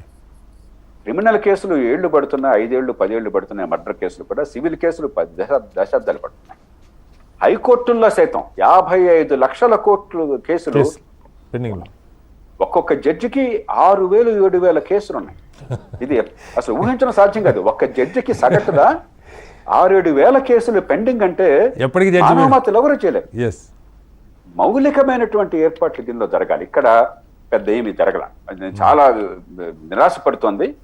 డబ్బు పోనీ ఎక్కువ కేటాయించకపోయినా కూడా గట్టిగా దానికి ఒక రోడ్ మ్యాప్ వేసి ఈ సంవత్సరం కనీసం 10,000 కోట్లతో మొదలెట్టి ఎలాగైతే ఆరోగ్యానికి ఒక ప్రక్షాళన మొదలెట్టారో ఇది చేస్తే బాగుండేది. అది నా దృష్టిలో పెద్ద లోపంగా కనిపిస్తోంది. అలాగే పట్టణ ప్రాంతాలకు నేను చెప్పినట్టుగా ఇది చాలా తక్కువ. పెరుగుతున్నటువంటి పట్టణీకరణ జరుగుతున్న దేశంలో, నగరీకరణ విపరీతంగా జరుగుతున్న దేశంలో నగర ప్రాంతాల్లో మౌలిక సదుపాయాలకి చాలా మరింత గణనీయంగా ఖర్చు పెట్టాలి. ఆ డబ్బంతా తిరిగి వస్తుంది. నగరాల్లో ప్రజలు పన్నులు కడుతున్నారు, డబ్బులు తిరిగి వస్తాయి. ఇప్పుడు ఉదాహరణకి ట్రాన్స్పోర్ట్కి మీరు బంత ఖర్చు పెట్టాలనుకోండి, టికెట్ల ధర పెంచండి. మనం కూడా అన్యాయంగా అన్ని ప్రభుత్వం అంటే మన పన్నుల డబ్బే ఖర్చు పెట్టాలి, టికెట్లు మాత్రం ఖరీదు పడుతుంది. పద్ధతి చివరికి ఏమవుతుంది, నిరంతర బెదరకు కొనసాగుతుంది. కానీ ఖచ్చితంగా పెట్టుబడులు అవసరం ఉంది. కానీ స్థూలంగా మొత్తం మీద చూసినట్టయితే పన్నులు పెంచలేదు. మీరు గమనించండి. ఈ పరిస్థితుల్లో కూడా కొద్దిపాటి సెస్ కొన్ని రంగాల్లో పెంచుతామని చెప్పి అన్నారు, గ్రామీణ అభివృద్ధి కోసం అని చెప్పని. మరి ఏ రంగాల్లో అన్నది మనకి ఫైన్ ప్రింట్ చూస్తాకని తెలియదు, కానీ పన్నులు పెంచలేదు. ఇది చిన్న విషయం కాదు. ఈ నేపథ్యంలో దీన్ని మొత్తం మీద అభినందించాలి. Right sir. అంటే జేపీ గారు, తెలుగు రాష్ట్రాలకు సంబంధించి సరే ఇదో ఉన్నదాల్లోనే మనకు కూడా ఏదైనా వస్తుందని ఆశిస్తాం కదా. తెలుగు రాష్ట్రాలు ఉన్న పరిస్థితుల్లో విభజన కారణంగా నష్టపోయిన రాష్ట్రం ఒకటి, కొత్త రాష్ట్రంగా చాలా ఆశలు ఉన్నటువంటి ఆకాంక్షలు ఉన్నటువంటి రాష్ట్రం. తెలుగు రాష్ట్రాలకి ఏంటి అసలు? అంటే ఇంకా పూర్తి స్థాయి బడ్జెట్ చూస్తే కానీ మనకు అర్థం కదా. అక్కడైతే ఏమి మన పదాలే వినపడలా. ఏం చెప్తారు? ఇప్పుడు మనకి బడ్జెట్ ఇంకా ఫైన్ ప్రింట్ మనం చూడాల. 3 అంశాలు గమనించాలి. మొట్టమొదటి నేను సంతోషించింది ఏంటంటే ఇవాళ 15వ ఆర్థిక సంఘం ఇచ్చినటువంటి నివేదికలో 41%, ఏదైతే 14వ ఆర్థిక సంఘం మన వేణుగోపాల్ రెడ్డి గారు చేస్తున్న ఆర్థిక సంఘం తొలిసారిగా 41% ప్రతిపాదించింది రాష్ట్రాలకి జాతీయ స్థాయిలో వచ్చిన పన్నుల వాటాలో. అదే 41% కొనసాగించమని ప్రతిపాదించారు. చాలా మంది భయపడ్డారు, నేను కూడా భయపడ్డాను. ఎందుకంటే మొట్టమొదటిసారిగా టర్మ్స్ ఆఫ్ రిఫరెన్స్ లో మా ప్రభుత్వం జాతీయ స్థాయిలో మా బాధ్యతల్ని గమనించండి, మా ఖర్చులు గమనించండి అని చెప్పానంటే ఒక సూచన ఇచ్చారు. రాష్ట్రాలకు వెళ్లే వాటా తగ్గించండి అని చెప్పాను. మొత్తం మీద రాష్ట్రాల నుంచి వచ్చిన ఒత్తిడి వల్ల కావచ్చు, రాజకీయ కారణాల వల్ల కావచ్చు, ఇంగిత జ్ఞానం పెరగడం వల్ల కావచ్చు ఆ పని జరగలేదు. దాన్ని ఆమోదిస్తున్నట్టుగా ఆర్థిక మంత్రి ప్రకటించారు. మొట్టమొదటి దానికి అభినందిస్తున్నాను, చాలా సంతోషం. లేకపోతే గందరగోళం అయ్యేది. ఇక రెండోది, మరి ఏ రాష్ట్రాల్లో అయితే ఎన్నికలు వెంటనే జరగబోతున్నాయో వాటి గురించి ప్రస్తావన చేశారు. ఇప్పుడు 1,000 కోట్లు అదనంగా పెద్దగా వెళ్ళ, కొద్దిపాటిగా అక్కడ డిస్కషన్ ఉంటుంది, కానీ 1,000 కోట్ల వెళ్ళ. ఉదాహరణకి చెన్నై మెట్రో అన్నారు, కలకత్తా మెట్రో కూడా చెప్పినట్టున్నారు, బెంగళూరు మెట్రో అన్నారు. ఎన్నికలు వచ్చే అవకాశం త్వరగా వస్తాయి. తర్వాత ఆ రాష్ట్రాల్లో బీజేపీ ప్రయోజనాలు వివిధ రూపాల్లో ఉన్నాయన్న కారణంగా. అంతేగాని పెద్ద ప్రత్యేకంగా కొన్ని రాష్ట్రాలకు ఎక్కువ చేయడం మన వ్యవస్థలో అంత సాధ్యం కాదు. మరి బహుశా ఆంధ్రప్రదేశ్కి అదనంగా చాలా రావాలి. ఉదాహరణకి మనమే లోక్సత్తానే నిపుణులతో కమిటీ వేసింది నిష్పాక్షికంగా. మరి అమ్మ అడిగితే గానీ అమ్మైనా పెట్టదు. రాష్ట్రంలో పార్టీలన్నీ కలిసి ప్రభుత్వం మాకు ఫలాంది కావాలి నిర్దిష్టంగా చెప్పాలి కదా. పోలవరం పూర్తి కావడానికి ఇంత కాలంలో ఇంత వనరులు కావాలి. మరి ఆ సంకేతం రాష్ట్రం నుంచి కూడా పోవాలి కదా. అట్లాగే 2014-15 సంవత్సరానికి మనకి ఇది రాష్ట్ర విభజన జరిగినటువంటి సందర్భంలో ఆ సంవత్సరానికి రెవెన్యూ డెఫిసిట్ మనకి కేంద్రం నుంచి అదనంగా రావాలి. దానికి చాలా ప్రామాణికంగా లెక్క కట్టాం ఈ నిపుణుల కమిటీలో. రాష్ట్రమే అడగట్లే ఇంతవరకు. దానికి ఒక సరిగ్గా కేసు ప్రిపేర్ చేసి రాష్ట్రం అడగాలి. అలాగే రాజధాని నిర్మాణం కోసం కానీ, లేకపోతే జాతీయ రహదారులకు కానీ, రైల్వేలకు కానీ జాతీయ స్థాయిలో ప్రభుత్వం చట్టంలోనే చాలా స్పష్టమైన రూపకల్పన చేస్తుంది. అవన్నీ కూడా ప్రతిపాదనల కాగితం మీద ఉన్నాయి. బహుశా ఇక్కడ రాష్ట్రం రాజకీయంగా గట్టిగా పట్టించుకుని మనం పార్టీలకు అతీతంగా గట్టిగా పోరాడినట్టయితే మనం కాలక్రమేణా వాటిని దీనిలో ఇంక్లూడ్ చేయొచ్చు. అంతకు మించి రాష్ట్రాలకు ప్రత్యేకంగా అన్యాయం జరగడానికి ఆస్కారం లేదు. ఎందుకంటే జాతీయ బడ్జెట్ లో రాష్ట్రాల ప్రస్తావన ప్రతి రాష్ట్రం గురించి చెప్పడం సాధ్యం కాదు. రాష్ట్ర బడ్జెట్ ప్రతి జిల్లా గురించి చెప్తున్నాం మనం. రైట్. సాధ్యం కాదు. రైట్ జయప్రకాష్ గారు చర్చ జేపీ గారు ఆఖరిగా 2 అంశాలు. మీరు విద్యుత్ రంగ సంస్కరణల గురించి కూడా ఎప్పటి నుంచో మాట్లాడుతున్నారు. ఈసారి ఆర్థిక మంత్రి విద్యుత్ రంగానికి సంబంధించి ఈ డిస్కమ్లకు సంబంధించి కొంత చెప్పారు. ఆల్టర్నేటివ్స్ ప్రజలకి చాయిస్ ఉండేలాగా చేస్తామని. అంటే ఏంటి అది నాకు అంటే కొంత క్లారిటీ రాలా. ప్రభుత్వ రంగంలో చాలా మంచి అంశాలు అడుగుతారు శ్రీనివాస్ గారు. చెప్పండి సార్. మనం మీకు గుర్తుందో లేదో కోర్ అని చెప్పని అవును మరి ఆనాడు విజయకర్ గారు, జలగం రామారావు గారు, నార్ల తాతారావు గారు, తర్వాత ఈఏఎస్ శర్మ గారు, అట్లాగే టిఎల్ శంకర్ గారు, అంటే ఈ ఎనర్జీ రంగంలో నిపుణులందరూ కూడా జాతీయ స్థాయిలో రాష్ట్ర నిపుణులందరూ కూడా కూర్చుని ఈ దేశంలో నిజంగా ఈ డిస్కామల్ని బాగు చేయడానికి నాంది పలికింది మన లోక్సత్తా ఉద్యమంలో. ట్రాన్స్మిషన్ డిస్ట్రిబ్యూషన్ లాసెస్ అన్ని చెప్పేవాళ్ళు మీరు. అది కాలక్రమేణా కొంత ఒక దానికి వచ్చింది. ఇవాళ నాకు సంతోషం కలిగించేది ఏమిటంటే ఊరికే ఏదో చిన్న చిన్నవి సన్నానెక్కులు కాకుండా 3,06,000 కోట్ల రూపాయలతో ఈ డిస్కామ్లని పునరుద్ధరించే కార్యక్రమం. ఇది ఇక ఆడోపేడ తేల్చుకోవాలి. ఎందుకంటే మనం ఒక విషయం గమనించాలి. ఇవాళ ప్రస్తావించలేదు, ఆర్థిక మంత్రి గారు ప్రస్తావిస్తే బాగుండేది. మనం ఇప్పటిదాకా బొగ్గు ఆధారితమైన విద్యుత్తు నుంచి వచ్చే 10-15 సంవత్సరాల్లో మనకి ఇష్టం ఉన్నా లేకున్నా కూడా సౌర విద్యుత్ ఆధారిత విద్యుత్తుకి వెళ్ళబోతుంది. ప్రపంచం అంతా వెళ్ళబోతుంది. దానికి అనివార్యం అది.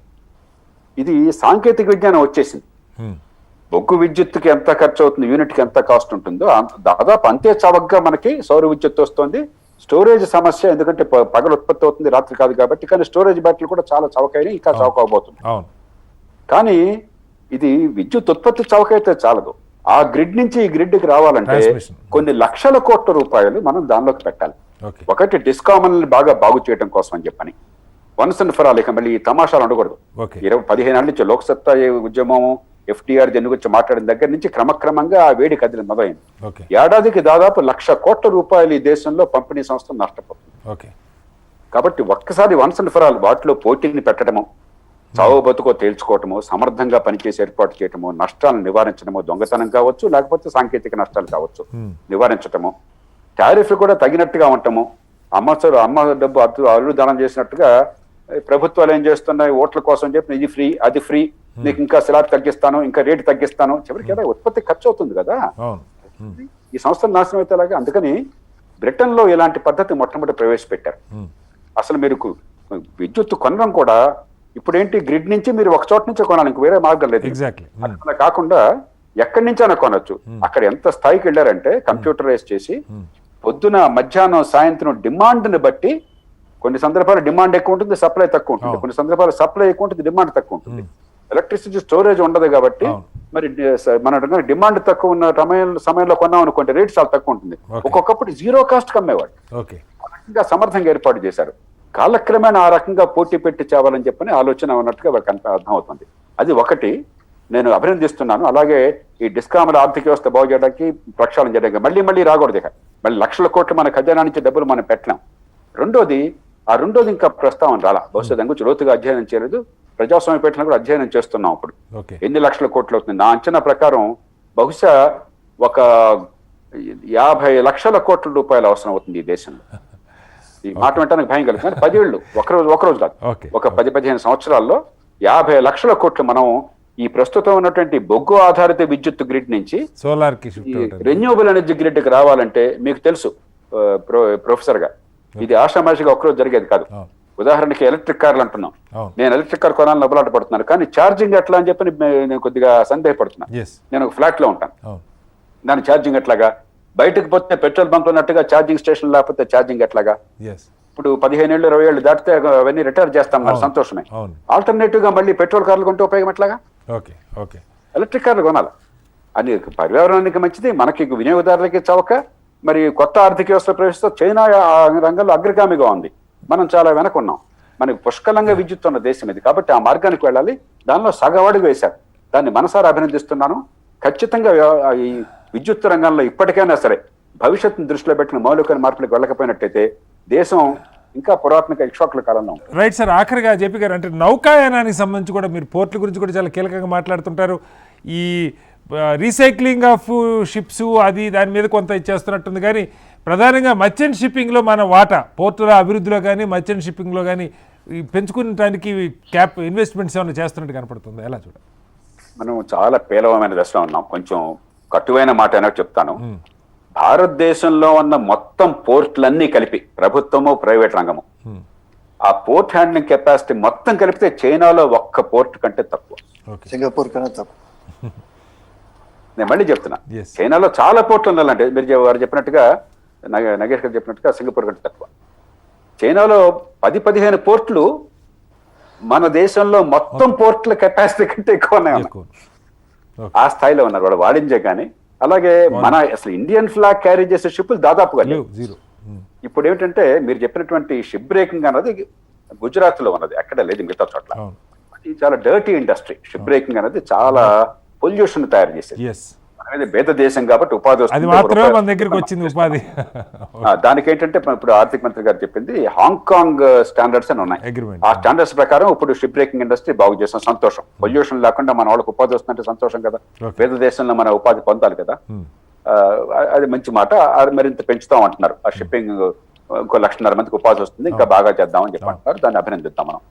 ప్రధానమంత్రి గారి జిల్లాగా రాష్ట్రం కాబట్టి సహజంగానే గుజరాత్ కొద్దిగా అదనంగా వస్తుంది, దేశానికి కూడా మంచిది. ఓకే. ఇక రెండోది మన ఫ్లాగ్ క్యారీ చేయడానికి కొన్ని ప్రోత్సాహకాలకు 1000 కోట్లు ప్రకటించారు. అదేదో ఊరికే నామ మాత్రమే తప్ప పెద్దగా ఫలితం ఉంటుందో నాకు తెలియదు. ఎందుకంటే మీరు ఎక్కడ చూసినా కూడా ఏదో మనకు తెలియని దేశాలు, గ్రీసు, లేకపోతే మరి లాటిన్ అమెరికాలో కొలంబియా లాంటి దేశాలు, సరే సౌత్ ఈస్ట్ ఏషియా దేశాలు, ఆ దేశాల ఫ్లాగ్స్ క్యారీ చేస్తారు. కానీ మన ఫ్లాగ్స్ అవి వివిధ కారణాల వల్ల అంతర్జాతీయంగా పన్నులు కావచ్చు, లేకపోతే నిబంధనలు కావచ్చు, మిగతావి కావచ్చు, వాటి వల్ల మనకి పెద్దగా లేదు. దాన్ని పెంచాలని ప్రయత్నం చేయడం ఇంత పెద్ద దేశం మంచిదే. వెంటనే ఫలితాలు రాకపోయినా కూడా కనీసం మొదలెడుతున్నాం. ఒక 5-10 ఏళ్ళకి పుంజుకునే ప్రయత్నం చేయాలి. రూపాయి ఎలా ఖర్చు పెడతారో వివరాలు ఉన్నాయి జేపీ గారు. రూపాయి రాకెట్లా? రూపాయి రాక మంత్రదండం లేదు ఆర్థిక మంత్రి గారి దగ్గర, పెద్దగా పన్నులేమి పెంచినట్టుగా కనపట్టలేదు. ఏంటి మర్మం ఏంటంటారు? ఇప్పుడు పన్నులు పెంచలేదు కానీ బయోఎన్సీ అని చెప్పంటాం. దాదాపుగా మనకి 18-19% నామినల్ గ్రోత్ ఉంటుంది ఈ సంవత్సరం. ఎందుకంటే బాగా తగ్గిపోయింది కదా. అంటే గొప్ప గ్రోత్ కాదు. నామినల్ గ్రోత్ అంటే మనకి ఇన్ఫ్లేషన్ ని, ద్రవ్యోల్బణాన్ని కూడా కలిపితే నిజమైన గ్రోత్ కాదు. ఉదాహరణకి రూపాయి విలువ ద్రవ్యోల్బణం వల్ల ఒక 4-5% పడిపోయింది అనుకుందాం. నామినల్ గ్రోత్ 19% వచ్చింది అంటే మొత్తం మీద 14% అన్నట్లు లెక్క. ఈ 14% అంటే 14% మనకు సంతోషపడితే కాదు. ఈ సంవత్సరం 8% పడిపోయింది మనకు. ఇది మొత్తం కలిపితే 11-12 వస్తుంది మనకి 2 ఏళ్ళు కలిపి. అంటే 2 సంవత్సరాలు కలిపితే మనకి ఏడాదికి 1.5%. అంటే 2022 మార్చి నాటికి 2020 డిసెంబర్ నాటి స్థాయికి మళ్ళీ వస్తాం. 2019 డిసెంబర్ నాటికి మళ్ళీ వస్తాం. కానీ ఒక 18-20% ఎప్పుడైతే మనకి ఈ జీడిపి పెరుగుతుందో, నామినల్ జీడిపి, పన్నులు ఇంకొంచెం బయోఎన్సీ ఎఫెక్ట్ అంటాం, ఇంకొంచెం ఎక్కువ పెరుగుతాయి. 16% కనుక జీడిపి పెరిగితే 20% పన్నులు పెరుగుతాయి. కాబట్టి 20% పన్నులు రెజ్యూమ్ చేసుకున్నారు 19-20%. రెండోది అప్పులు వారు చెప్పినట్టుగా మరి 12 లక్షల కోట్లు ఈ సంవత్సరం కింద గ్రాస్ అనమాట. యాక్చువల్గా నెట్ 8 లక్షల కోట్లు ఉంటుంది బస్. ఎందుకంటే గతంలో అప్పులు చెల్లింపులు, వడ్డీలు చెల్లింపులు ఉంటుంది కదా, ఇప్పుడు కూడా నెట్టే లెక్కేస్తాం మనం. కానీ ఫిజికల్ డెఫిసిట్ లో గ్రాస్ తీసుకోవాలి. కాబట్టి ఆ గ్రాస్ చెప్తే 12 లక్షల కోట్లు. ఈ రెండు కలిపితే ఈ ఖర్చు సరిపోతుందని అంచనా వేశారు. అది అసాధ్యమైన అంకెం కాదు, ఒక రీజనబుల్ గానే ఉంది. ఎందుకంటే ఆర్థిక వ్యవస్థ మళ్ళీ రికవర్ అవుతుంది, చాలా మేరకు పుంజుకుంటుంది. మన అదృష్టం కొద్దీ వ్యవసాయం బాగున్నది, వచ్చే సంవత్సరం కూడా బాగుంటుందని ఆశపడతాం మనం. అంచేత ఆ అంకెలు నమ్మదగ్గగానే ఉన్నాయి నా దృష్టిలో, నమ్మశక్యంగా. రైట్ సార్, ఆఖరికి ఒక మాట జేపీ గారు, అంటే ఈ నిన్న ఆర్థిక సర్వేకి సంబంధించి మొదట్లో కూడా అడిగాను. చాలామంది నిపుణులు, గతంలో ఉన్న అరవింద్ సుబ్రహ్మణ్యం లాంటి వాళ్ళంతా చెప్తున్నారు ఈ క్రెడిట్ రేటింగ్స్ పడిపోవటానికి కానీ, లేదు మన దగ్గర జరుగుతున్న ఫ్లాస్లో ఈ పాలసీ ఇన్కన్సిస్టెన్సీ ఒకటి, డేటా సమగ్రంగా లేకపోవటం కావచ్చు, అలాగే ఫెడరల్ స్ట్రక్చర్ గురించి కూడా మాట్లాడుతున్నారు. ఏది అమలు కావాలన్నా రాష్ట్రాలు కేంద్రాల మధ్య ఒక సమన్వయం ఉండాలని. వీటిలో మనం ఎలా ఉన్నాం అనుకోవాలి బ్రాడ్గా?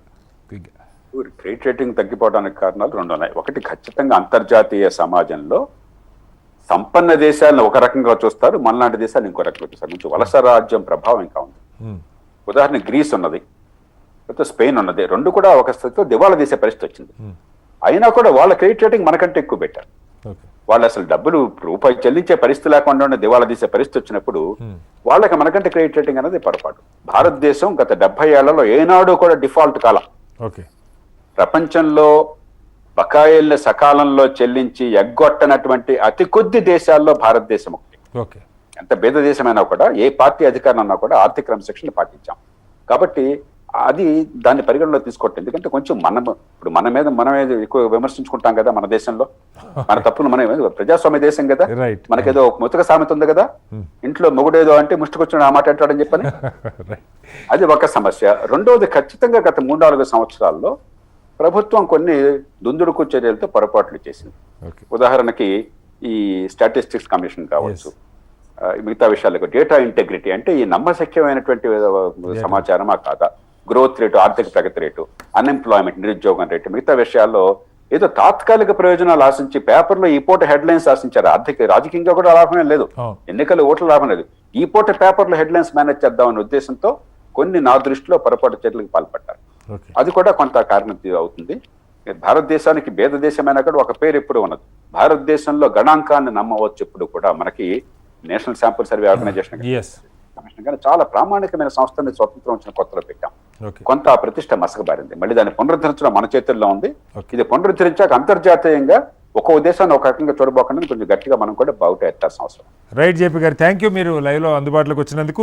ఎస్ నగేష్ గారు ఏం చెప్తారు?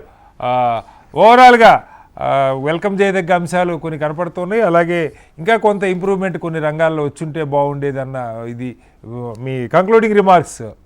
అంటే ఓవరాల్ గా ఈ మనం చర్చ జరుగుతున్నంత టైంలోని నాకు ఫీడ్బ్యాక్ వస్తుంది. ఓవరాల్ గా ఏమిటంటే గుడ్ బడ్జెట్ అనేది ఫీడ్బ్యాక్ వస్తున్నది, నెంబర్ 1. నెంబర్ 2 ఏమిటంటే ఈ హెల్త్ బడ్జెట్ ఏదైతే ఉందో చాలా it is being widely welcomed. ఎందుకంటే హెల్త్ మీద ఈ పెట్టకపోతే ఇప్పుడు మనం ఏంటంటే వరల్డ్ లోని ఈ పాండమిక్ ని బాగా మేనేజ్ చేసిన వాళ్ళ దేశం మనం ఒకటి. అది మొదట్లో మొత్తం బంగిల్ చేసామనుకోండి ఏది ఈ మైగ్రెంట్ లేబర్ ని. బట్ ది ఫ్యాక్ట్ దట్ మన దగ్గర 130 కోట్ల జనాభా ఉండి మన దగ్గర నంబర్ ఆఫ్ క్యాజువాలిటీస్ 1,00,000 ఉన్నది. సో మనకన్నా మెక్సికో ఎక్కువ ఉంది, మనకన్నా బ్రిటన్ ఎక్కువ ఉంది, అమెరికా సరే మనం పోల్చుకోవద్దు. రెండోది ఏంటంటే మన ఎకానమీ ఈ స్లైట్లీ బౌన్సింగ్ బ్యాక్. మనం -7.7 అనేది ఈ సంవత్సరానికి మనం చెప్పుకోవచ్చు. నెక్స్ట్ ఇయర్ ప్రొజెక్షన్స్ ఏంటంటే 11% ఉంది కదండి. సరే ఆన్ లోవర్ బేస్ 11% ఉంది. సో అంటే పుంజుకుంటుంది. ఇప్పుడు ఏమిటి వెంటనే పుంజుకుంటుంది అంటే వాళ్ళు అసలు లెక్కలు చెప్తుంటే 24-25 దాకా ఏమి ఆశించొద్దని ఫైనాన్స్ మినిస్టర్ చెప్పడం అనేది ఆవిడని ప్రశంసించాలి. ఎందుకంటే చాలా చాలా ఫ్రాంక్ గా చెప్పాలి. రెండోది మిడిల్ క్లాస్ కి దీంట్లో ఏమిటంటే మిడిల్ క్లాస్ అరే మాకు ఇన్కమ్ ట్యాక్స్ ఏం రాలేదంటే ఎవరో ఎక్స్పెక్ట్ చేశారండి మిడిల్ క్లాస్ వస్తుందని. లాస్ట్ ఇయర్ ఏం చేశారు, ఏదో రాయితీలు ఇచ్చి మళ్ళీ ఏదో 80C కింద ఉన్నవి కాస్త లాగేసుకున్నారు. సో ఏమీ కాలేదు. సో ఇన్కమ్ ట్యాక్స్ లో అసలే మనకి ఇంతకుముందు 2015లో వెల్త్ ట్యాక్స్ పోయింది. ఇప్పుడు మన ఇన్కమ్ ట్యాక్స్ లో మనం రాయితీలు అడగడం అనేది పొరపాటు. ఎందుకంటే మనకి ఎడాపెడా వాయించేస్తున్నారు జిఎస్టీ. మీరు అసలు ఇంట్లో బయటకు వెళ్తే నడిచినందుకు జిఎస్టీ, హెయిర్ కట్ చేయించుకున్నట్టుగా జిఎస్టీ, ప్రతిదానికి ఫస్ట్ జిఎస్టీ బిల్ వచ్చేస్తుంది. దాని గురించి మనం ఎవరు మాట్లాడలేదు. అందరూ ఏమనుకుంటున్నాం, గవర్నమెంట్ ఈ నెల జనవరి నెలలోని 120 కోట్లు వచ్చింది GST, 1.2 lakh crores, which is I mean government ఇది కాలర్ ఎత్తుకుంటున్నది. కానీ మీకు ఎక్కడి నుంచి వచ్చింది, మీరు నేను కట్టిందే కదా. సో అది ఆ ఎక్స్పెక్టేషన్ అనేది ఒక రాంగ్ ఎక్స్పెక్టేషన్. ఇది ఇన్కమ్ ట్యాక్స్ తగ్గిస్తుంది అనేది. ఇదేంటంటే సింప్లిఫై చేయాలి. ఈ సింప్లిఫికేషన్ నాకు ఆశ్చర్యం వేస్తున్నది ఏమిటంటే 75 years ఓల్డ్ పీపుల్ కి వాళ్ళు ఎట్లాగా ట్యాక్స్ ఎట్లా ఫైల్ చేస్తారు, రిటర్న్స్ ఎట్లా ఫైల్ చేస్తారు అనుకున్నారు. Many of them are pensioners. ఏమంటే వాళ్ళ చాలా మంది భర్తలు చనిపోయి భార్యలు ఉన్నారు. వాళ్ళు ఎలాంటి ఇప్పటిదాకా చేయాలి, ఇప్పటి నుంచి చేయక్కర్లేదు. చాలా అది మంచిది. ఇప్పటిదాకా ఎవరికి అది అంత మూర్ఖమైన డెసిషన్ ఇచ్చారు. అసలు 65 years తర్వాత చేయకూడదు, రెడ్యూస్ చేయాలి. రెండోది అంటే ఇన్కమ్ ట్యాక్స్. ఇప్పుడు అన్నిటికీ పాన్ కార్డు అడుగుతారు, అన్నిటికీ ఆధార్ కార్డు అడుగుతారు, అన్నిటికీ పాస్పోర్ట్ అడుగుతారు, అన్నిటికీ అడుగుతారు. మళ్ళా నాకు ఇన్కమ్ ట్యాక్స్ వచ్చేటప్పుడు బ్యాంక్ దగ్గర నుంచి నేను స్టేట్మెంట్ తీసుకురావాలి, పోస్ట్ ఆఫీస్ నుంచి స్టేట్మెంట్ తీసుకురావాలి. ఇప్పుడు ఏం చేశారు, ప్రీ ఫీల్డ్ బ్యాంక్ మీకు ఐటీ ఫామ్ ఇస్తున్నారు. దాంట్లో మిగతా ఏమైనా ఉంటే మీరు ఫిల్అప్ చేసి సబ్మిట్ చేసడం అనేది అదొక సిస్టమ్ పెట్టారు. అదొక వెల్కమ్ చేయాలి. సో ఇప్పుడు ఏంటంటే దీంట్లో చాలా పెద్ద పెద్ద మాటలు చెప్పారు నిర్మలా సీతారామన్ గారు. ఇది కేపెక్స్ మీద ఇంత ఖర్చు పెడతాం, అంత ఖర్చు పెడతాం అనేది.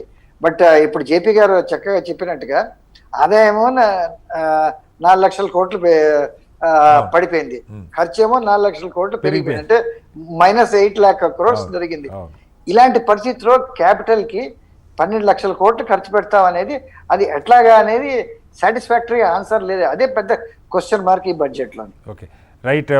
ఆఖరిగా మాధవి గారు, ఓవరాల్గా అంటే మీరు కంపెనీస్కి సంబంధించి ఫైనాన్సింగ్కి సంబంధించి పన్నులు పెంచినట్టు కనపడుతుంది, అలాగే కొన్ని రంగాల్లో ఇన్సెంటివ్స్ ఎక్స్పెక్ట్ చేశారు, ఉదాహరణకి గోల్డ్ కానీ వాటి ఇన్వెస్ట్మెంట్కి కానీ ఉదయం కూడా మనం మాట్లాడుకున్నాం. ఏంటి అవి ఏమన్నా కనపడుతున్నట్టు అనుకోవాలా? అంటే ఇప్పుడు మనం కరెంట్ సిచ్యువేషన్ చూస్తేనండి, markets are welcome that entire budget. Sensex almost 2000 points పెరిగింది, అరౌండ్ 48,000 అబౌట్ ట్రేడ్ అవుతుంది. అండ్ నిఫ్టీ 462 పాయింట్స్ పెరిగింది, ఆల్మోస్ట్ 14,200 దగ్గర ట్రేడ్ అవుతుంది. యాజ్ అ ఫైనాన్షియల్ ఎక్స్పర్ట్గా మేము మాట్లాడాలి అంటే market wise. So what happened అంటే ఈ బడ్జెట్లో మనకి వచ్చింది ఏంటంటే ఒక సింగిల్ కోడ్ తీసుకొచ్చారండి. అంటే ఫైనాన్షియల్ మార్కెట్స్లో లైక్ సెబీ యాక్ట్ 1992 ఉంది, డిపాజిటరీ యాక్ట్ 1996 ఉంది, సెక్యూరిటీస్ రెగ్యులేషన్ యాక్ట్ 1956 ఉంది, గవర్నమెంట్ సెక్యూరిటీస్ యాక్ట్ 2007 ఉంది. ఇవన్నీ తీసేసి ఒక సింగిల్ కోడ్ అనేది తీసుకొచ్చారు. That is welcomed. And there is a regulatory body ఒకటి కమోడిటీ మార్కెట్కి కూడా పెట్టాలనేది చేశారు. And they are establishing gold exchanges, వాళ్ళు అవి కూడా పెట్టాలని చూసారు. అండ్ ఎఫ్డిఐ ఇన్సూరెన్స్ 49% నుంచి 74% వరకు అది పెంచారండి. అండ్ పిఎస్యు బ్యాంక్స్ కి మళ్ళీ రీక్యాపిటలైజేషన్ విత్ 20,000 crores తోని రీక్యాపిటలైజేషన్ చేసి దాన్ని ఇంకొంచెం స్ట్రెంథెన్ చేయాలి అనే దాని మీద చేశారు. అండ్ డిస్ఇన్వెస్ట్మెంట్ టార్గెట్ కూడా ప్రెటీ గుడ్ విత్ 1.75 రీచ్ కావట్లేదని చెప్తున్నారు ఇందాక కూడా, వర్కౌట్ కావట్లేదని కదా, చెప్పండి. దట్స్ వాట్, అంటే పెట్టడం అయితే టార్గెట్స్ పెట్టారు, but we have to see the actuals figures. అంటే ఇప్పుడైతే వాళ్ళు పెట్టిన టార్గెట్ అట్లనే ఉంది. సో అండ్ అడ్మినిస్ట్రేషన్ కూడా ఒకటి పెట్టారండి, ఈజ్ ఆఫ్ డూయింగ్ బిజినెస్ కి. అది ఎప్పటి నుంచో మనము కొత్త ఎంటర్ప్రీనర్షిప్ రావాలి, కొత్త కంపెనీలు రావాలి అంటే the ease of doing business అనేది ఉండాలి అనేది దాని గురించి కూడా పెట్టారు. So these are all the quite welcomed by financial markets. సో అందుకనే మనకి ఈరోజు ఆల్మోస్ట్ మనకి 2000 పాయింట్స్ పెరిగాయి. సో బట్ యాజ్ ఏ అంటే కామన్గా నేను చూసేది ఏంటంటే లైక్ పెట్రోల్ ప్రైజెస్ అనేది అలా కంటిన్యూస్గా, అంటే okay they have not increased any limits కానీ, లేకపోతే మేము ఎక్స్పెక్ట్ చేసినట్టుగా ఏటీసీ ఏటీడీ లిమిట్స్ పెంచడం కానీ అలాంటివి ఏమీ జరగలేదు. But that is quite okay. But how about petrol prices? అది అందరికీ మనం అన్ని పర్సనల్ ట్యాక్సెస్ చూసాం, రీచ్ అయిపోయింది అంటున్నారు. So where is the limit? దాన్ని కొంచెం అది బేసిక్ ప్రైస్ 30 రూపీస్ ఉంటుంది, అందులోనేమో గవర్నమెంట్ సెంట్రల్ గవర్నమెంట్ ప్రైస్ ఏమో అంత ఉంటుంది, స్టేట్ గవర్నమెంట్ కి ఏమో 40 రూపీస్ వెళ్తుంది దాదాపుగా సెంట్రల్ గవర్నమెంట్.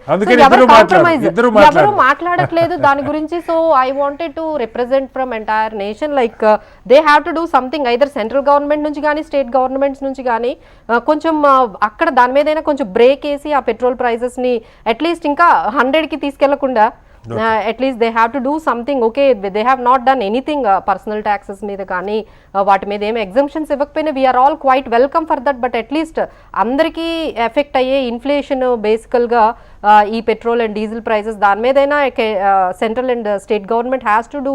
కొన్ని స్టేట్ గవర్నమెంట్స్ కూడా వ్యాట్ తగ్గించాయని మనం విన్నామండి సో రీసెంట్గా. So I wanted welcome some state governments to come and decrease this burden on entire people.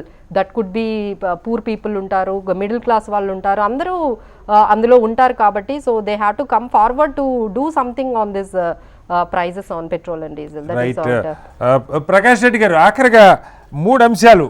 ఒకటి, ఆత్మనిర్భర భారత్కి సంబంధించి గతంలో ప్రకటించిన 20 లక్షల కోట్లు ఏమైనా తెలియదు కానీ ఇప్పుడు మళ్ళీ ఒక 65,000 కోట్లు ఏదో చెప్పారు. ఉదయం చర్చలో చెప్తున్నది చాలామంది, దానిలో కేవలం ఒక 3.5 లక్షల కోట్లు మాత్రమే ప్రభుత్వం మీద భారం, మిగతా అంతా లోన్లు ఇచ్చేది, వాటి టర్మ్ పెంచుకునేది, ఇవి ఎగ్జామ్షన్స్ తప్ప ప్రభుత్వ ఖజానా మీద భారం పడేది ఏమీ లేదు. దాంతోపాటుగా నిజంగా మీరు చెప్పిన ఆ డబ్బులు కూడా ప్రజల చేతికి వెళ్ళకపోవటానికి బ్యాంకులు చాలా, ఇందాక మాధవ్ గారు కూడా చెప్పారు, రెగ్యులేషన్స్ విపరీతంగా ఉన్నాయి. డబ్బులు ఉన్న వాళ్ళకే లేదు, బ్రహ్మాండంగా పనిచేస్తున్న వాటికి ఒక 20% ఇస్తున్నారు తప్ప మిగతా వాటి గురించి అసలు ప్రస్తావన లేదు. ఆ రెగ్యులేషన్స్ కాస్త సడలించాలి ఇప్పుడు ఉన్నటువంటి కరోనా నేపథ్యంలో, అప్పుడు మాత్రమే ప్రభుత్వం చెప్పిన ఎయిడ్ ఏదైనా ఉంటే వాళ్ళకి అందుతుంది. బ్యాంకుల రుణ వితరణ అలాగే రుణాలు ఇచ్చే మెకానిజాన్ని కాస్త సింప్లిఫై చేయాలని కూడా చెప్తున్నారు. ఏంటి ఆ దిశగా ఏమన్నా ఉండొచ్చా? ఇప్పుడు ఇక్కడి నుంచి ఎక్స్పెక్ట్ చేయొచ్చా? సార్, నేను బీజేపీ రాష్ట్ర నాయకుడిగా ఒక విషయం చాలా స్పష్టంగా చెప్పదలుచుకున్నాను సార్. బ్యాంకింగ్ సెక్టార్లో కొంత రిఫార్మ్ జరగాల్సిన అవసరం ఉన్నది సార్. ఎందుకు అంటే వ్యవసాయదారుల నుంచి మొదలు పెడితే, చిన్న ఇండ్లు కట్టుకునే వాళ్ళ దగ్గర నుంచి మొదలు పెడితే, అర్బన్ ఏరియాలో చిన్న వ్యాపారం ముద్రా లోన్స్ విషయంలో కూడా మాకు ఏం గ్యారంటీ ఇస్తారు అనేటువంటిది స్టేట్ బ్యాంక్ ఆఫ్ ఇండియా లాంటి సంస్థలు కూడా డిమాండ్ చేస్తున్నాయి. ఈ Mudra bank loans, Mudra bank ఇచ్చేటువంటి డబ్బులు కేంద్ర ప్రభుత్వ రెవెన్యూ నుంచి ఇచ్చిన డబ్బులు, వాటి విషయంలో కూడా బ్యాంకులు కొంత కామన్ మ్యాన్ ఇబ్బంది పెట్టి ఇవ్వాల్సినంతగా లోన్లు ఇవ్వకుండా, టార్గెట్ రీచ్ కాకుండా, ఈవెన్ తెలంగాణలో కూడా ఇప్పటికి 60% కూడా క్రాప్ లోన్స్ ఇవ్వనటువంటి, టార్గెట్ పెట్టుకున్న టార్గెట్ 60% ఇవ్వనటువంటి పరిస్థితి ఈ బ్యాంకింగ్ సెక్టార్ కొంత ఇబ్బంది పెడుతున్నమాట వాస్తవం సార్. దాంట్లో నేను బీజేపీగా నేను దీన్ని ఒప్పుకుంటున్నానని నేను సందర్భంగా చెప్పదలుచుకున్నాను సార్. ఒకటి. రెండో విషయం ఏంటంటే పెద్దలందరూ చాలా మంది చెప్పారు, ఈ పెట్రోల్ విషయంలో కూడా ప్రధానమంత్రి 3 రోజుల కింద ఒక ఇండికేషన్ ఇచ్చాడు సార్. నేను పెంచాల్సింది డైరెక్ట్ ట్యాక్స్ పెంచడం వల్ల, ఏదో ఇన్కమ్ ట్యాక్స్ కూడా సంబంధించినటువంటి అంశమే కాబట్టి డైరెక్ట్ ట్యాక్స్ తగ్గించటమా ఇండైరెక్ట్ ట్యాక్స్ పెంచడం అనే దానికి మనం బేరోజు కనుక వేసుకుంటే డైరెక్ట్ ట్యాక్స్ను పెంచడమే శ్రేయస్కరం. ఎందుకంటే ఇండైరెక్ట్ ట్యాక్స్లో అత్యంత పేదవాడు కూడా ట్యాక్స్ పేషన్ రిజిమ్లో ఉంటాడు కాబట్టి డైరెక్ట్ ట్యాక్సెస్నే మనకు కొంత వెసులుబాటు ఉంటుంది. అదేవిధంగా పెట్రోల్ విషయంలో కూడా ఎంతో కొంత ట్రాన్స్పోర్ట్ మీద ఎఫెక్ట్ పడ్డా అది పూర్తి స్థాయిలో పేదవాళ్ళ మీద బాగా భారం పడకుండా ఉంటుంది, అత్యంత పేదవాళ్ళ మీద అనేటువంటి కోణంలో ఆలోచించాలని మన్ కీ బాత్లో చెప్పాడు సార్. దాన్ని దృష్టి పెట్టుకుని రేటు ఆగట్లేదు సార్, రేటు పోతానంది. ఇప్పుడే మా దగ్గర స్కాలింగ్ వస్తుంది, మళ్ళీ లీటర్కి 2.5 రూపాయలు అట్లా పెరిగినాయని చెప్పేసి సెస్ పెరిగింది సార్. అది నేను అనుకుంటున్నా అంటే రాబోయే రోజుల్లో ఇది ఆర్థిక వ్యవస్థ కనుక ఒక స్టేజ్కి వచ్చిన తర్వాత ఏదైతే 10 రూపాయలు ఎక్సైజ్ డ్యూటీ పెంచారో మొన్న కరోనా సందర్భంగా, అది కొంత తగ్గిస్తే ప్రజలకు కూడా భారం తగ్గుతుంది. ఇట్స్ మ్యాటర్ ఆఫ్ కొంత సమయం పడుతుంది తప్ప అంతకంటే ఎక్కువ కాదని నేను అనుకుంటున్నాను సార్. బట్ ప్రజలకు ఏ రకంగా ఊరట వస్తుంది కాబట్టి డైరెక్ట్ ట్యాక్సెస్ ఇండైరెక్ట్ ట్యాక్సెస్ అంటే ఇండైరెక్ట్ ట్యాక్సెస్లో అత్యంత పేదవాళ్ళకు కూడా భారం పడుతుంది, డైరెక్ట్ ట్యాక్సెస్ అయితే ఒక వర్గం కొంత స్థాయి దాటిన వాళ్ళకే పడుతుంది. కాబట్టి ఇంకా ఇదొకటే కదా సార్, ఈసారి బడ్జెట్లో ఒక స్పష్టం చేశారు సార్. ఇండైరెక్ట్ ట్యాక్సెస్ ఏవైతే డైరెక్ట్ ట్యాక్సెస్కి ఏవైతే కేసులు పెండింగ్ ఉన్నాయో, లక్షల కోట్ల రూపాయలు పెండింగ్ ఉన్నాయి, ఇప్పుడు కట్టకుండా ఇన్కమ్ ట్యాక్స్ డిపార్ట్మెంట్ రాకుండా, ఇవన్నీ సెటిల్ చేయడం కోసం కూడా వేగవంతంగా చేయడం కోసం ఒక పాలసీ డిక్లరేషన్ కూడా జరిగింది. కాబట్టి డైరెక్ట్ ట్యాక్సెస్లో ఉన్నటువంటి లిటిగేషన్ సాల్వ్ చేస్తే దేశానికి కూడా ఇంకా ఎక్కువ డబ్బులు వచ్చే అవకాశం అందుబాటులోకి వస్తుంది. డైరెక్ట్ ట్యాక్సెస్ సుమారుగా 8 లక్షల 9 లక్షల కోట్ల, సుమారుగా 11 లక్షల కోట్ల రూపాయలు డైరెక్ట్ ట్యాక్సెస్ యొక్క లిటిగేషన్స్తో ఆగిపోయిన సొమ్ము ఉన్నది సార్ దేశంలో. క్లియర్ అయిందని చెప్పారు మంత్రి గారు. ఇప్పుడు జేపీ గారు ఒక మాట చెప్పారు, జస్టిస్ ఇస్ డిలేడ్ లాగా ఈ ట్యాక్స్ డబ్బులు కూడా అక్కడ ఉండడం వల్ల ఉపయోగం ఉండదు. అవి కనుక ప్రభుత్వానికి వచ్చినా లేదా ప్రైవేట్ వాళ్ళకి వచ్చినా ఏదో రకమైన పెట్టుబడి రూపంలో అవి మళ్ళీ రంగంలోకి వస్తాయి. కాబట్టి ఏదో రకంగా నిరర్ధకంగా ఉండకుండా ఉపయోగపడితే ఆ దేశానికి మరింత లాభపడుతుంది. కాబట్టి ఆ రంగంలో సంస్కరణ జరగాలని కూడా మనం కోరుకోవాలి సార్. రైట్. ఏదేమైనా మొత్తానికి బడ్జెట్ కొత్తగా పన్నుల భారం వేయనటువంటి పరిస్థితి మనకు కనపడుతుంది. అలాగే ప్రభుత్వం మౌలికమైన రంగాలు, ఆరోగ్యం అలాగే మౌలిక వస్తువుల కల్పన మీద ముందు నుంచి అందరూ ఎక్స్పెక్ట్ చేసినట్టుగానే కీలకంగా 2 చేయడం ద్వారా మాత్రమే ఉపాధి పెరగటానికి, అలాగే ప్రజల చేతిలో కాస్త డబ్బులు ఉండటానికి అవకాశం ఉందని ఆశించారు. ఆ రకంగా పెంచుతున్నారు. అయితే మౌలికమైన కొన్ని రంగాలు ఆశించిన మన్రేగా కావచ్చు, అలాగే పన్ను సడలింపులు కొన్ని ఇస్తారని చెప్పి ఆదాయ పన్ను ఎక్స్పెక్ట్ చేస్తారు మధ్యతరగతి జీవి, అవి సాధ్యం కాలేదు. అలాగే రాజకీయంగా ఎన్నికలున్న కొన్ని రాష్ట్రాల మీద ప్రత్యేక శ్రద్ధ చూపారు, తెలుగు రాష్ట్రాల పట్ల సవత్తల్లి ప్రేమనే చూపారని రాజకీయ విమర్శలు ఇప్పటికే మొదలైన నేపథ్యంలో సాయంత్రం బిగ్ డిబేట్లో మరిన్ని వివరాలు, లోతుగా పూర్తిస్థాయి బడ్జెట్ ఫైన్ ప్రింట్ చూసిన తర్వాత మరిన్ని వివరాల్లోకి వెళ్దాం. అప్పటి వరకు విరాము. చర్చలో పాల్గొన్న అందరికీ ప్రత్యేక ధన్యవాదాలు. ఇది ఇవాల్టి budget special debate. Thank you.